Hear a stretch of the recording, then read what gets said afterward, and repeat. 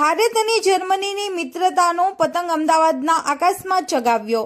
વડાપ્રધાન માનનીય નરેન્દ્ર મોદી અને જર્મનીના ચાન્સેલર ફ્રેડરિક મર્ઝે અમદાવાદના સાબરમતી રિવરફ્રન્ટ ખાતે આંતરરાષ્ટ્રીય પતંગ મહોત્સવ 2026નું સંયુક્ત રીતે ઉદ્ઘાટન કર્યું। આ જર્મન ચાન્સેલર ભારતની પ્રથમ સત્તાવાર મુલાકાત હતી, જે ભારત જર્મની વ્યૂહાત્મક ભાગીદારીના 25 વર્ષના ઉજવણી સાથે સંકળાયેલી છે। બંને નેતાઓએ ખુલ્લી જીપમાં પતંગબાજોનો મળીને પતંગ ચગાવ્યા। મહોત્સવમાં 50 દેશોના આંતરરાષ્ટ્રીય પતંગબાજો સહિત કુલ 1000થી વધુ ઉત્સાહીઓએ ભાગ લીધો હતો।